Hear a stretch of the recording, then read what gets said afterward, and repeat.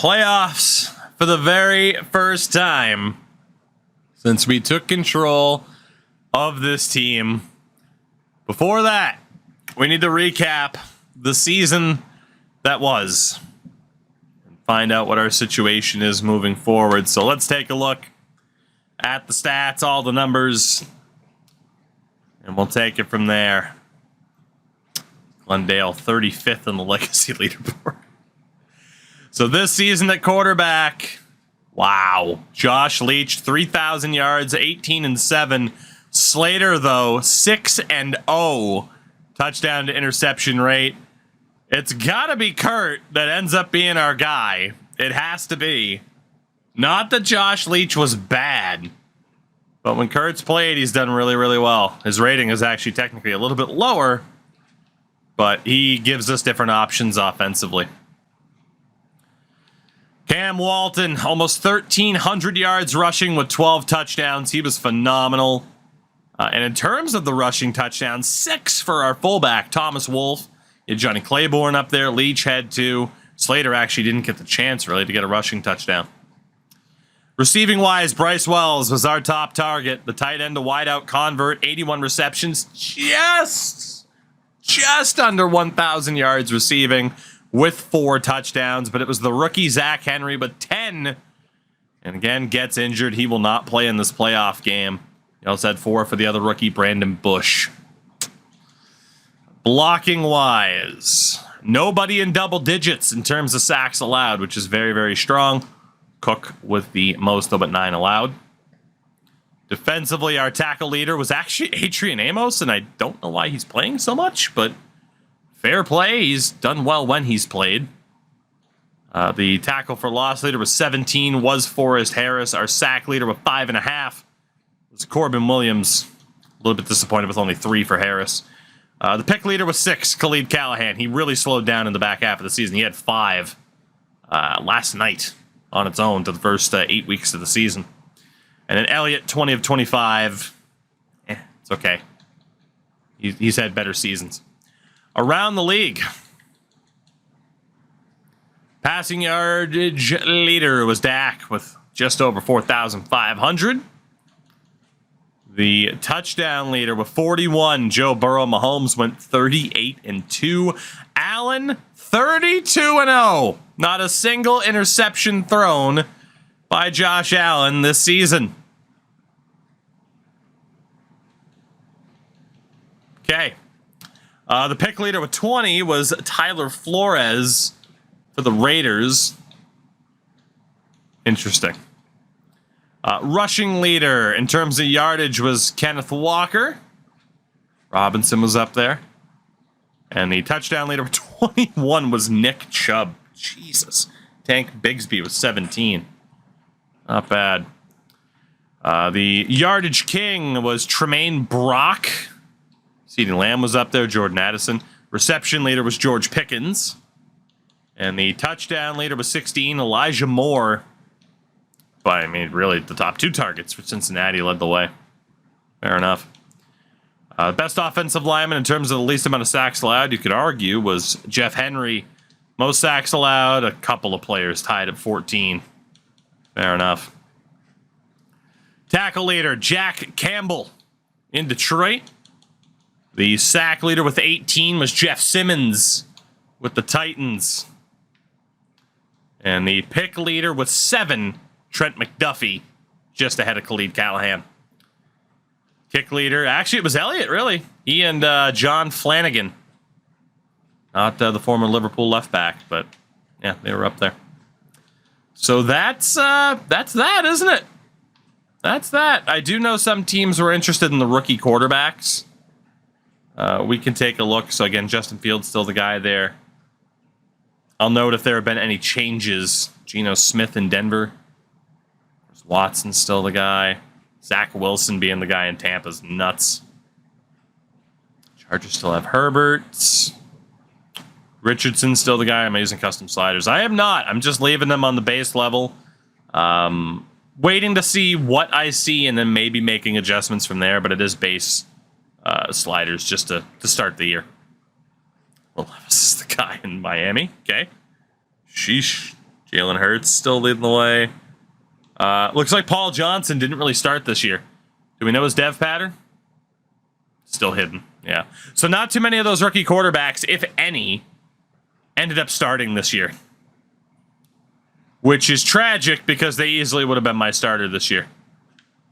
And Greg Berry got picked just to be the backup. And Tuba's the guy in Green Bay, for anybody that missed that. But yeah, none of those rookie quarterbacks really ended up starting this year. So we're not going to be able to know their dev pattern until the draft. I mean, technically I could look early, but we'll say that. So yeah, for those who wanted to know, well, we still don't have that information. But we do know that we're playoff bound. For the very first time, the playoff bracket looks like this. Obviously, we're going to get pumped by the Rams. But the AFC side, you have the Ravens with the bye. Chiefs, Bengals, Jags, Jets, Bills, and Browns. On the other side, with the Panthers, who have won a Super Bowl in this franchise mode already, it is Dallas and Atlanta. We take on LA, and Detroit plays Philadelphia. So again, we did finish as the 6th seed because of that win. Had we lost, I don't think we would have made it. It is worth noting, of course, we also have the Niners' first-round pick. And in taking a look at the standings here, San Francisco finished 25th. So it will be a top 10 pick, but the New England Patriots and a quarterback-heavy draft year might finally be moving on from Mac Jones as their guy. We'll see if that happens in the offseason, but obviously we have a lot to handle before we worry about the offseason. The fact that half of our team is still in the infirmary. It's a weird situation to be in. There we go. Oh, we're going to save up for the final piece. That's 90 points. That would help a lot. Everyone counting as a scheme fit. That would help a lot.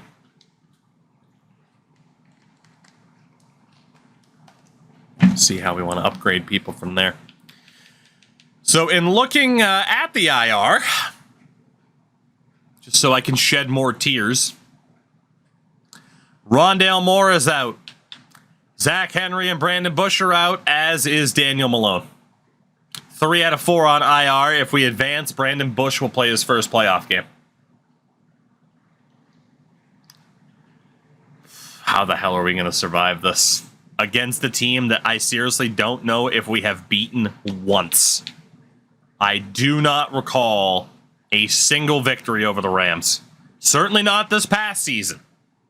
They kicked the crap out of us with the backup quarterback in the first one and their actual starter in the second one. Sounds like we're due. I appreciate the optimism. Don't get me wrong. We're here. We might as well try to win. But I can't necessarily say I'm holding my breath. Let's see what we got for player upgrades, and then we'll take a look at all the items on the agenda here. So, right tackle Bryson Cook, who I guess is going to be injured for this game. Neat. We're due like the Washington Generals. I hope Krusty the Clown is bet on us for this one. George Farley is back. He should be back in as the number 1 option here. Cue the Danhausen dick punch. Well, we got that, and we also have this one. You know, I got those two on standby in OBS here, ready to go whenever they're needed.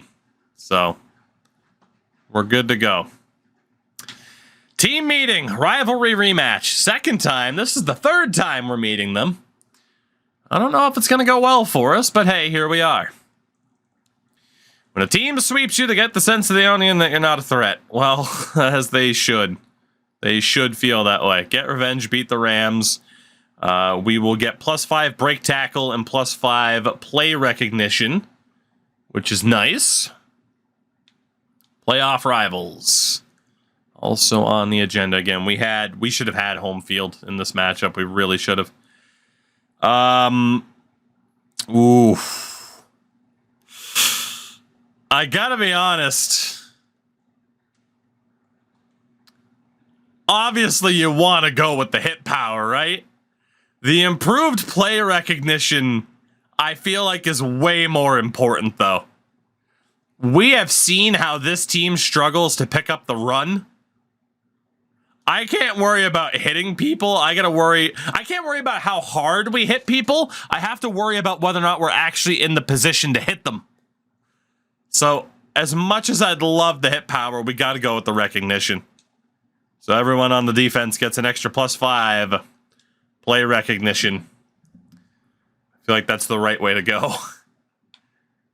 First of many. Talk about your first playoff game. Oh, I'm so excited for it. Can't you tell how excited I am? Guarantee the win. No. Nope. Beat the Rams for staff points. You got it. Sit here and think that I'm going to guarantee a win. Get the hell out of here. One more check of the depth chart before we get to this game. Kurt Slater, I never thought you'd be in a playoff game, but here we are, my man. And again, this wide receiver core has been absolutely decimated, is the only way to put it. We're going to retire Aaron Donald. Can you imagine? Seriously, can you imagine? Because you're not about to witness that, so I hope you can imagine that hypothetical scenario. Did Slater get a breakout? No, he did not, and nor did our other younger player. All right, so the rushing left end here. I want to get Williams back in that spot. I don't really want Mack playing that much. Right side, we'll get Harris in there. And DT is Hargrave is fine. I had a feeling that's why Amos was playing so much. Not a fan. Not a fan. Works for me. What happened to Shepard? He got practice squatted.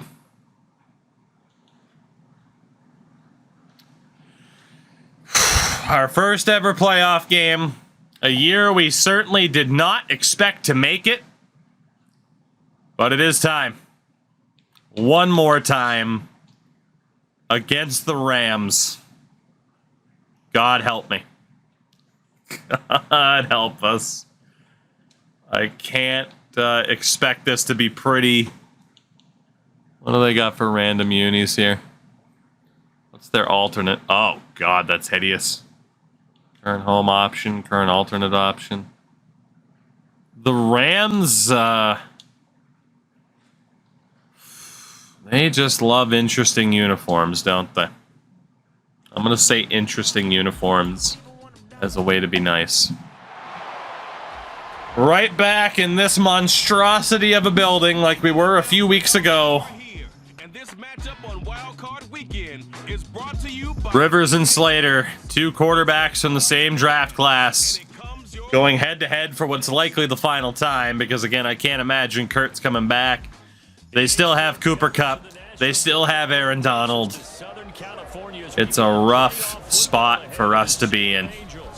Straight ahead, it's Wild Card Weekend, and we've got a great one in store, as it'll be the Arizona Cardinals taking on the Los Angeles Rams. Sure will be. How many playoff wins to bring back Slater? Probably more than one. Given the quarterback draft class that lies ahead, probably more than one. And no one's more fired up than the guys who are going to be playing in this. Isaiah Simmons rating on this game. Well, I don't know by default. Okay. As we do. Even in the playoffs. We will sim. And we will see how this goes as the Rams pick up a field goal.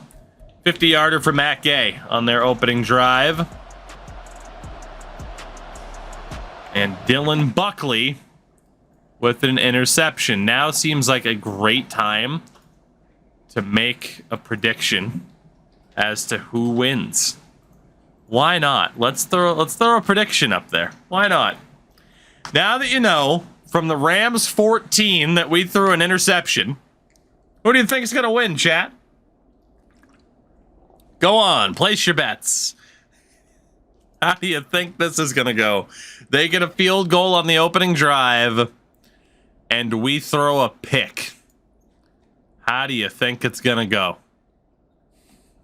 Feel free. Oh, no. What a spot to be in, huh? What a spot. Here we go. The Rams' next possession. 6-0. 11 minutes left in the second.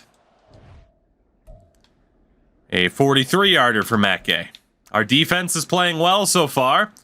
Our offense needs to figure it out. They go 3 and out. Do we change quarterbacks at halftime if that goose egg is still on the board?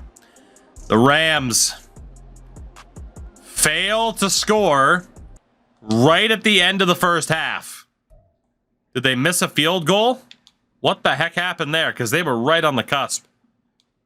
They went for it and ran out of time, I think.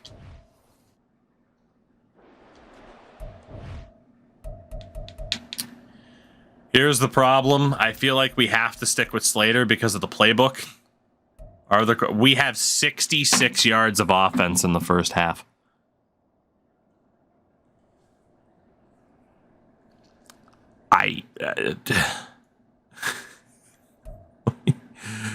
What do you? Slater has a rating of 10.7. To the depth chart. Josh Leach. Here's your chance to try and bail us out, my man. You're my only hope. At this stage, you are my only hope. Oh my God.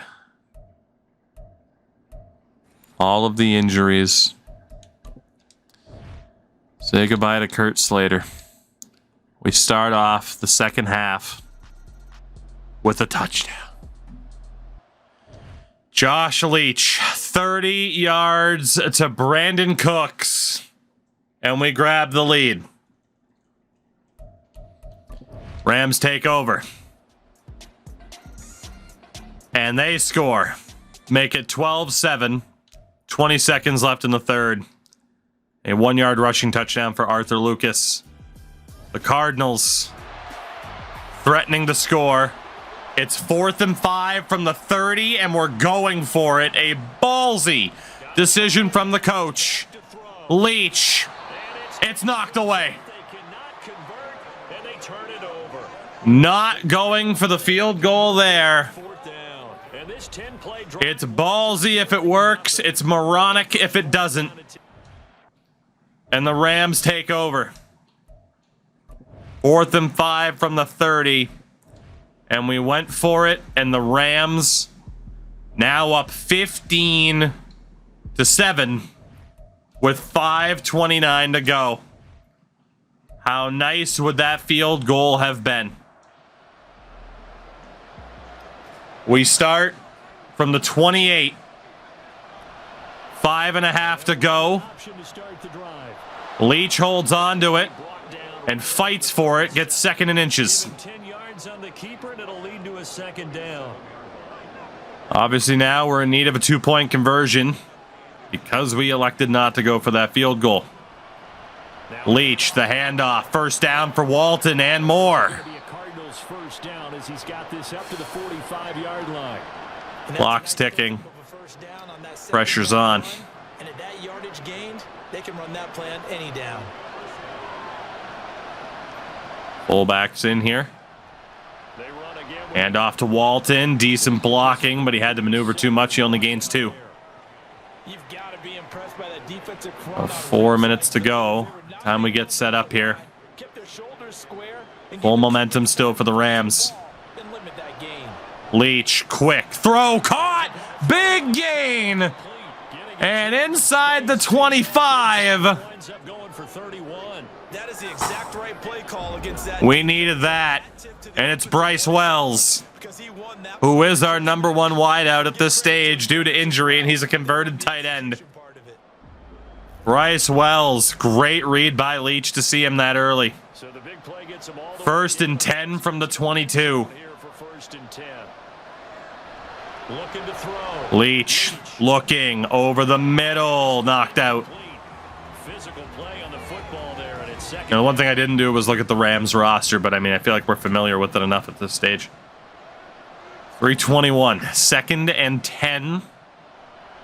Leach looking to throw again. Leach getting chased out. Can't get rid of the football. Sacked back at the 31. And it'll be 3rd and 19 Linebacker spot gets in there. It's a long from the Rams 31. Boy, we should have taken that field goal earlier, gentlemen. point. This will be 3rd and 19. Leach looking, nowhere to go, has all the time in the world, finally runs out of time and throws it away. Toss it away. And an injury to left guard, Jay Williams, Now we're going to get a stoppage here as we've got an injured. as he limps off to the locker room. Well, now they're going to come out and take a look at this injury. And now they're going to kick the field goal.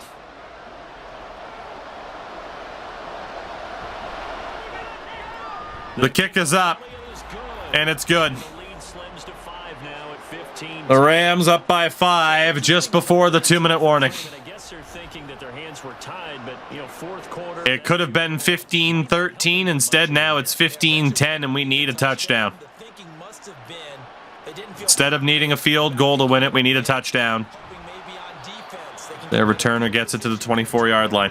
get a better play. And then Here comes Rivers. the end zone. The offense for Los Angeles returns to the field. And One of the many sons of Phil. drive leading in the fourth quarter of this wild card game. 2:36 to go. We have all 3 timeouts. Empty backfield to start. On 1st and 10. As Rivers, quick throw. And somehow their man holds on to it. And this will be It's a pickup of 5. gets it to the 30.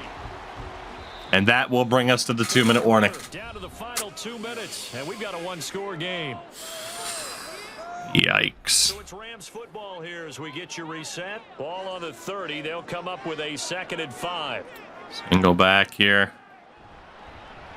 Handoff by Rivers. First down for the Rams. Gonna have a Rams first down. It's our first timeout. They get another first down, and they will win this game. We'll get a timeout used. Handoff. Decent gain, a pickup of 4. Another timeout. It'll be 2nd and 6. Leave them with just 1 remaining in this fourth quarter of play. On Handoff again, the cutback. The Los Angeles Rams Rams first down. are going to eliminate the Arizona Cardinals in the opening round of the playoffs. And they take a knee. 15-10. The final score. 2nd and 11. As we push to make the playoffs all season long, only to narrowly make it at the end. And our reward for that Now a handoff up is a first-round exit. I like a guy who understands the situation. I also like a guy. No idea why they ran the ball there. And now they're going to take another knee. Coach is going to say, guess what? You drop this one, you'll be carrying around the training facility for an entire week. Maybe flashback to high school or college, carrying it around. That is it. Maybe old gauntlet drill, right? Anyone get the ball out while he's 10 points. Bring it back to the coach. All of them in the second half. Go down to a knee, wrap this one up in the wild card round. Being at home, that certainly helped. Yeah, no doubt about it. They're actually going to punt it, This is tennis. They held serve. but it is out of bounds, and that's it. The Rams move on. The rest of the way, but they'll do it with some confidence. And losing in this wild card round, you know, they've got something to build on, though, for next year. But What felt like it could have been a special season, by the end, feels like a detriment that we even made the playoffs in the first place. I like how you framed it. What was the point? Building this program up. And what my favorite coaches always talks about, brick by brick. That was horrific. As Daniel Rivers goes 22 of 26. Their quarterback didn't even throw a touchdown pass, and they still got the win. Leach was significantly better than Slater, to say the least.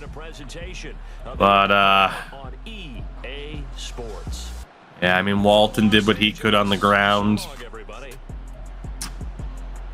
And Bryce Wells did what he could too, but obviously, like our passing game was decimated. Apparently, Rob Havenstein ended up playing, so that's good. Rashawn Gary had 12 tackles that game. We did have 2 sacks, but it didn't matter. It just didn't matter. Yeah, we did jump up to 232 yards of total offense, but again, we had, what was it, 60 something in the first half?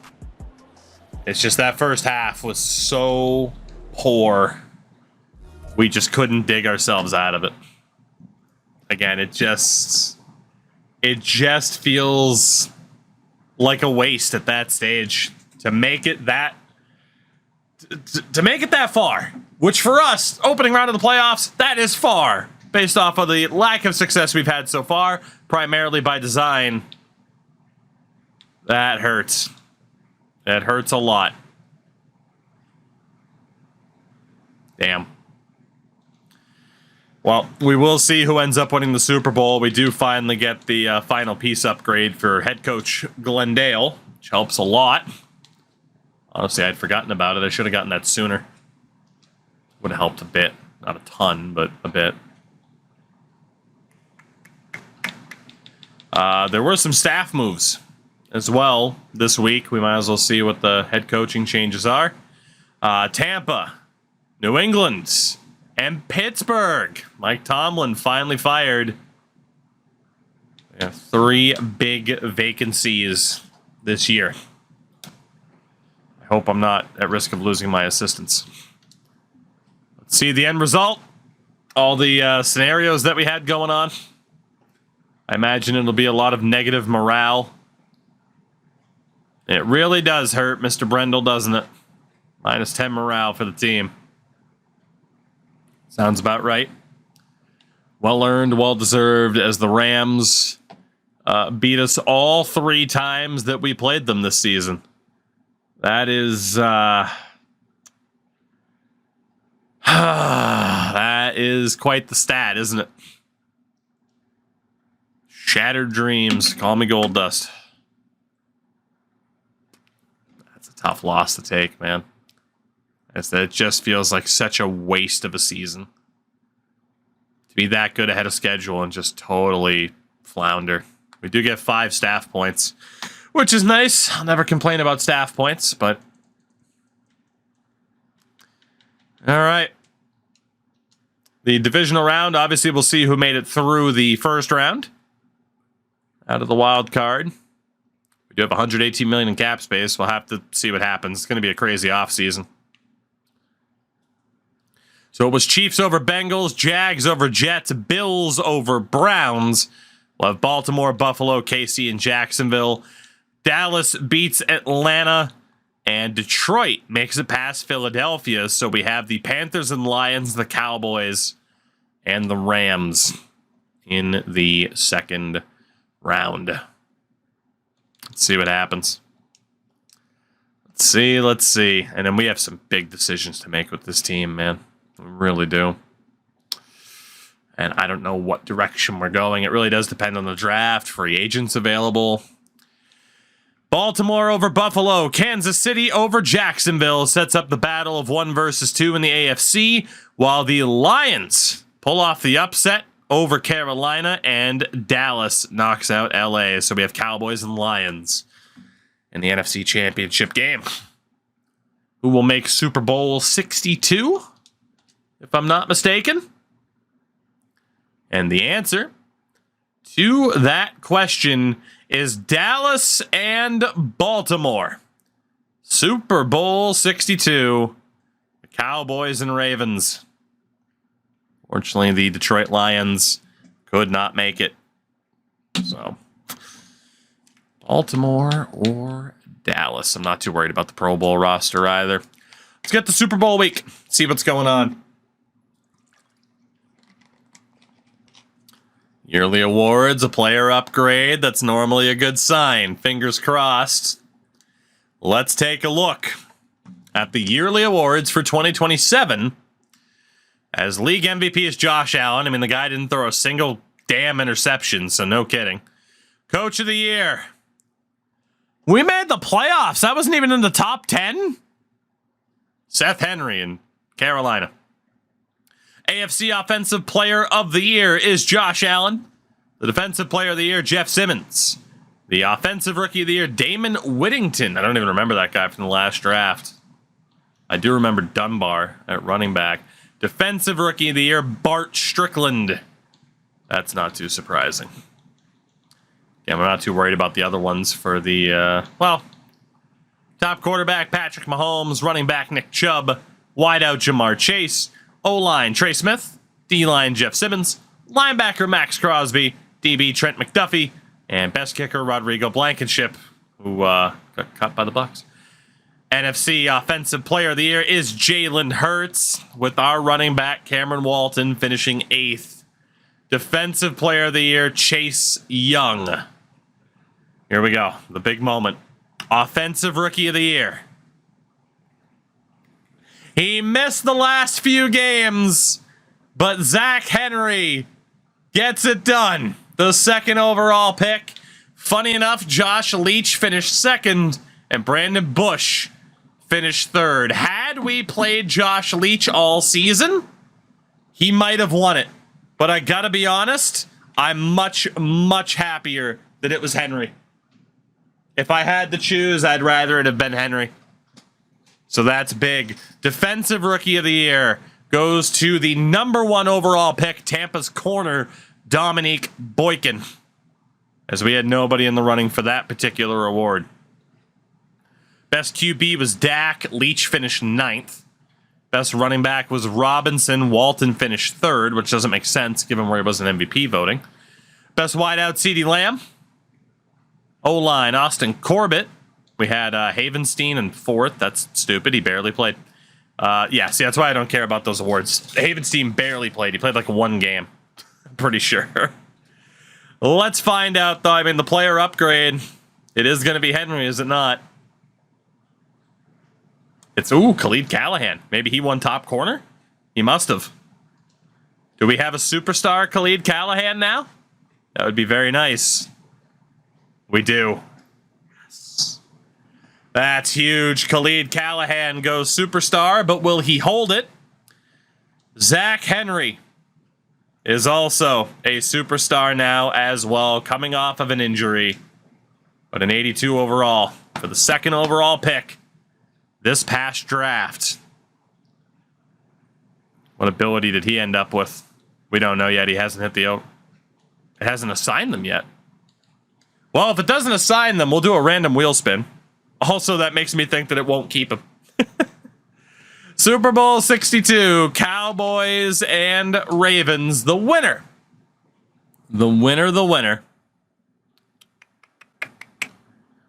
is the Baltimore Ravens. The Baltimore Ravens.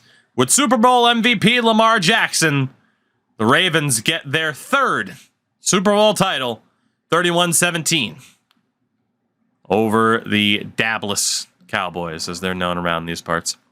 Yeah, Galeno, sometimes difficulty ranges can be tough to find. But look at that, $190 million in cap space. We will take a look at retirements before we focus, of course, on the upcoming free agency period. Shaq Mason's gone. I'm obviously not going to read off every single name. Tyreek Hill is gone, though. David Bakhtiari. We lost a bunch of our veterans that we signed as mentors this season, including Ezekiel Elliott. Matt Judon is gone. Justin Simmons. No surprise. Calvin Ridley's gone. Darren Waller. Pretty big retirement class. Kareem Hunt's gone. Dwayne Smoot. Carson Wentz. There we go. With that, we get to switch our focus to the upcoming off season. I do need to know, before we get to free agency, though, where does our draft picks fall? 8th and 20th. Okay.